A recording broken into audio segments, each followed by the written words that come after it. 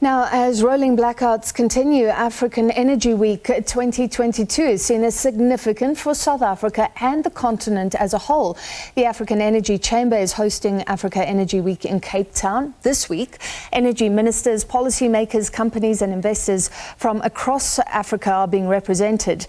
800 million people across this continent live in energy poverty, whilst at the same time Africa has untapped natural gas, solar, wind and hydropower.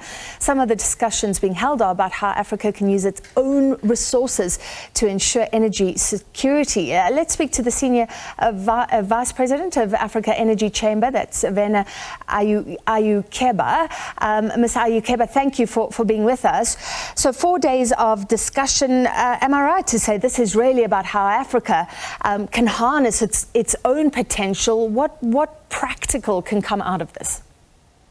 First of all, thank you very much for having me. Absolutely. Africa Energy Week is a platform to talk about how we can increase investment into the energy space.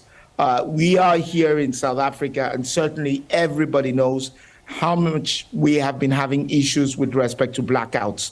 So the discussions that have been going on over the last 2 days have been centered around how we can harness our potential and increase investment in both transition as well as power generation, as well as, of course, exploration in terms of how we get hydrocarbons to be able to power our energy needs. You've spoken about some of the challenges. So there's this potential, but Africa has an infrastructure gap that impacts on projects. How do you overcome things like that? I mean, there have been plans to bring governments together to look at cross-border infrastructure, but this is something that we talk about every year. Well, it's pretty simple. We need to invest. If we have to be able to rip out of the investments, out of coal plants, out of gas plants, gas to power plants, out of refineries, we have to invest. Infrastructure is key. And the key to be able to reap the benefits of that for our populations is investment. And you are right, cross-border investments are extremely important because certain countries do not have the critical mass to be able to generate the resources that are necessary. And so when we look at SADC region, for example, we need to be able to get countries working together to be able to drive that investment. We have enough gas in Mozambique, for example. We have enough gas which has recently been discovered in Namibia. If you look at the Orange Basin, there's a lot of gas in South Africa.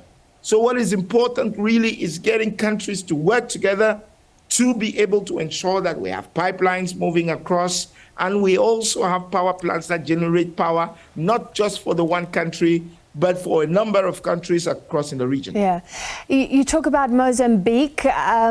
Total was affected by the terrorism in the north of Mozambique. How much of a deterrent is something like that makes global news and catches global attention? Well, let's be honest. It is a problem, but I'm happy to say it is being dealt with. It is being dealt with on a multinational scale, first by the government of Mozambique, but of course, as well as other countries in the region like Rwanda, like South Africa. And we have to be grateful to the government of South Africa for having stepped up when they were needed to do that. And so what we expect at the African Energy Chamber is that we're likely to see some of the work that was stopped start off by next year in that sense. But if you look at other projects in Mozambique, you need to be able to also say that there have been positive signs. The country started exporting gas this month.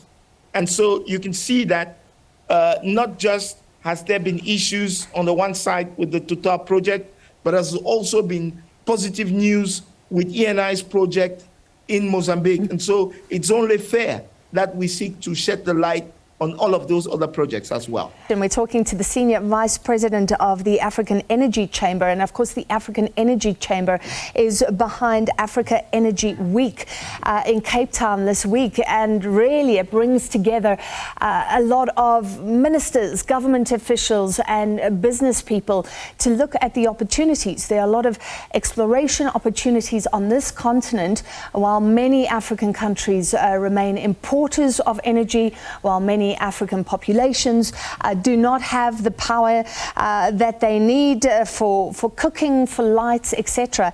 So an important discussion. Unfortunately, we've lost him there, but we'll continue to follow the outcome of Africa Energy Week.